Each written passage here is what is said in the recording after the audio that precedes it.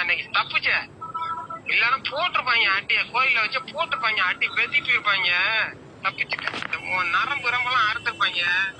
கச்சாவது என் போச்சுனால வெட்டி எறிஞ்சிட்டு போயிடுவேன்னு ஒரு பெண்ணை பேசுறாரு. யாரு பேசுறது? அவெல்லாம் இருப்பாளா? அவெல்லாம் இந்த சைஸ் இருப்பாளா அப்படின்னு கேக்குறாரு. உன் ஆத்தாலும் உன் பொண்டாட்டி உன் வீட்டுல பொம்பளை தானே, அப்ப என் வீட்டுல இருக்கிற ஆம்பளை வந்து உன் பொம்பளை அந்த மாதிரி சும்மா இருப்பியா? இந்த தமிழ்நாடே வேணாம் அப்படின்னுட்டு இந்தியாவில ஏதாவது ஒரு போராளி குழு மாவோஸ்ட்லயே போயிட்டு அந்த எண்ணெய் உருவாகி அந்த மாவோஸ்ட்ல போய் சேரணும்னு நான் முயற்சி எடுத்துவேன். நான் வேற மாதிரி நானு என்கிட்ட வந்து இந்த இருப்பாளா இந்த சைஸ் இருப்பாளா அப்படின்னா பாக்ஸிங் கூப்பிட்டாருல, நீ ஆம்பளையா இருந்தா பாக்ஸிங்க்கு வந்திருக்கணும். நீ இப்ப ஆடியோல வந்து பதட்டத்துல என் சரிப்பா உன் வீட்டுல உன் ஆத்தாலும் உன் பொண்டாட்டியும் பொம்பளை தானே. அந்த கட்சியிலேயே பாடுபட்ட பெண்களுக்கே வந்து மரியாதை கிடையாது. அந்த பிசுற தூக்கு அந்த தூக்கு இதெல்லாம் ஒரு பேச்சா? தலைமைக்கான பண்பு இருக்கா முதல்ல சீமானுக்கு? நான் இன்னைக்கு சொல்றேன் பாருங்க, நான் தொடர்ந்து நான் காவல்துறை அலுவலகத்துல நான் சொல்றேன், எனக்கெல்லாம் பயம் கிடையாது. நான் தூக்கி உள்ள வச்சாலும் நான் 17 வயசுல சிறைக்கு போயிட்டு வந்துட்டு தான் இருக்கிறேன். நான் ஏதாவது நல்ல மீச வச்ச ஆம்பளைங்க அவனா இருந்தானா வந்து போட்டு தள்ளு வந்து நான் பேசணும். தமிழர் படை சோரி சிறங்கண்ட கட்சி இரு உனைய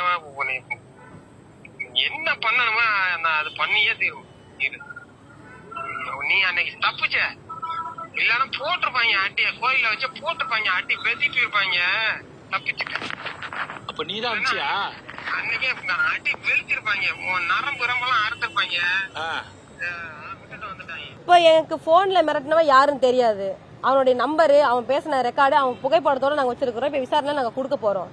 அதுக்கு முன்னாடி வந்து பெரியார் என்ன தலைப்புல வந்து தம்பி சூர்யான்ற ஒரு வலையொலியில ஒரு பையன் வந்து பேசுறான். நாம் தமிழர் கட்சியை சேர்ந்தவன்.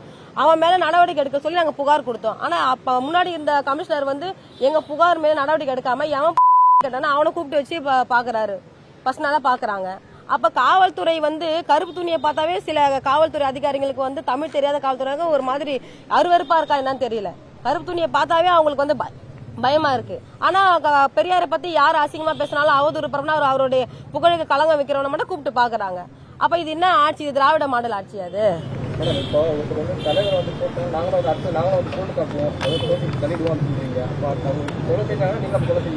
கொலை செய்வோம் கிடையாது. நான் ஒரு பெண் தலைவர். எனக்கு தொடர்ந்து வந்து பொது தளத்திலும் சரி, நீங்க சமீப காலத்துல கூட பாருங்க, ஒரு பெண்ணு வந்து பாதிக்கப்பட்டு கண்ணீர் சிந்தி என்கிட்ட பாதுகாப்பு கேட்டு எனக்கு நீதி நியாயத்தை வாங்கி கொடுங்கமான்னு என் காலில் வந்து விழறப்ப அந்த அம்மாக்காக நீதி கேட்டு நான் கமிஷனர் ஆபீஸ்ல வந்து புகார் கொடுக்க வரேன். புகார் கொடுக்க வரப்பவே ஒரு கட்சியில இருக்கிறவங்க கும்பலா வந்து என்ன அவ்வளவு இழிவா பேசினா, இதே ஊடகத்துக்கு முன்னாடி பேசினா எல்லாரும் நீங்க பாத்தீங்கல்ல, அது எல்லாமே இன்னைக்கு ரெக்கார்ட்ல இருக்குல்ல. அப்ப இந்த காவல்துறை எந்த ஒரு நடவடிக்கையும் எடுக்கல. ரெண்டாவது நான் சிவனேன்னு நான் வீரராக பெருமாள் கோவில வந்து சாமி கும்பிட போறப்ப அங்க ஒரு 4 பேர் அங்கதான் செட்டிங் பண்ணி வந்தேன்னு சொல்றான் இவன். உங்களை போட்டு தள்ளுறதுக்கும் உங்க நரம்பு அறுத்து போட்டு அன்னைக்கே உங்களுக்கு சுத்து போட்டு நாங்க செட்டிங் பண்ணி உங்களை போட்டு தள்ளதான் வந்தோம்னு சொல்றானா.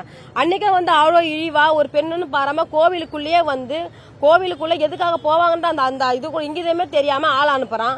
ரெண்டாவது வந்து மீடியா முன்னாடியே உட்காந்து என்னை வெட்டி பண்ணது கச்சாவது என் போச்சுனால வெட்டி எறிஞ்சிட்டு போயிடுவேன்னு ஒரு பெண்ணை பேசுறாரு. யாரு பேசுறது? சீமான் தானே பேசினாரு. இப்ப சமீபத்துல கூட பாத்தீங்கன்னா ஒரு ஆடியோல வந்து பாத்தீங்கன்னா அவெல்லாம் இருப்பாளா, அவெல்லாம் இந்த சைஸ் இருப்பாளா அப்படின்னு கேக்குறாரு. உன் ஆத்தாலும் உன் பொண்டாட்டி உன் வீட்டுல பொம்பளை தானே, அப்ப என் வீட்டுல இருக்கிற ஆம்பளை வந்து உன் பொம்பளை அந்த மாதிரி சும்மா இருப்பியா? நான் வந்து 17 வயசுல இருந்து தொழிற்சங்கத்துல 17 வயசுல இருந்து இப்ப 18 வருஷமா நான் பொது வாழ்க்கையில இருக்கிறேன்.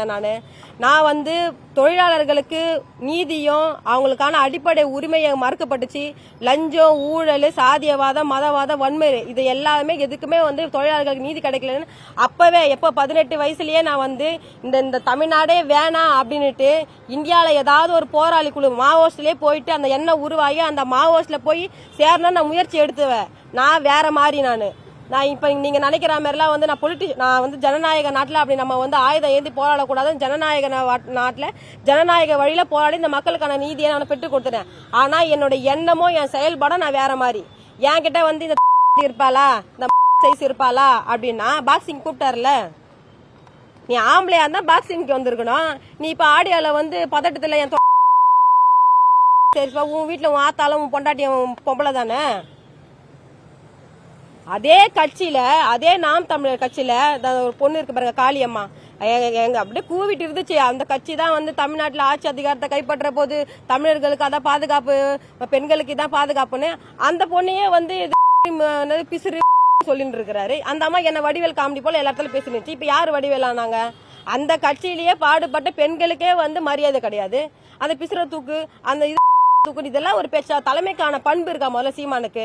நான் இன்னைக்கு சொல்றேன் பாருங்க, நான் தொடர்ந்து நான் காவல்துறை அலுவலகத்துல நான் சொல்றேன், எனக்கெல்லாம் பயம் கிடையாது. நான் தூக்கி உள்ள வச்சாலும் நான்லாம் 17 வயசுல சிறைக்கு போயிட்டு வந்துட்டு தான் இருக்கிறேன். நான் மேடையில ஏறி நரி மாரி கூவின்லாம் இருக்க மாட்டேன். நான் செயல்ல காமிக்கிறவன். ஏதாவது நல்ல மீசை வச்சு ஆம்பளைங்க எவனா இருந்தானா வந்து போட்டு தள்ளு. வந்து நாங்க வந்து என் பொண்ணு இந்த கழனிக்கு போனா மண்ணை வெட்டுற வம்சத்துல வந்துவேன். என் பொண்ணை தொட்டினா தலையை வெட்டுற வம்சத்துல வந்துவேன். சும்மா வந்து இந்த போன்ல வந்து படுகொலை செஞ்சிருவேன், அறுத்து போட்டுருவேன், நரம்பு அறுத்து போட்டுருவேன் இருப்பாளா அப்படின்னு ஆளை வச்சு இந்த மிரட்டுற வெள்ளா வச்சிங்கன்னா நான் சொல்றேன், நாங்களாம் வேற மாதிரி. அப்புறம் நாங்க வேற மாதிரி நாங்க எதனா பண்ணா கேஸ் வேணா நாங்க வேணா பார்த்து போனாங்க. என் மேல நிறைய கேஸ் இருக்குது, எல்லாம் போராட்ட வழக்கு தான் இருக்கு. இதுல 10வது கேஸா நாங்க வாங்கிட்டு போயிட்டே இருப்போம். நாங்க சும்மா இந்த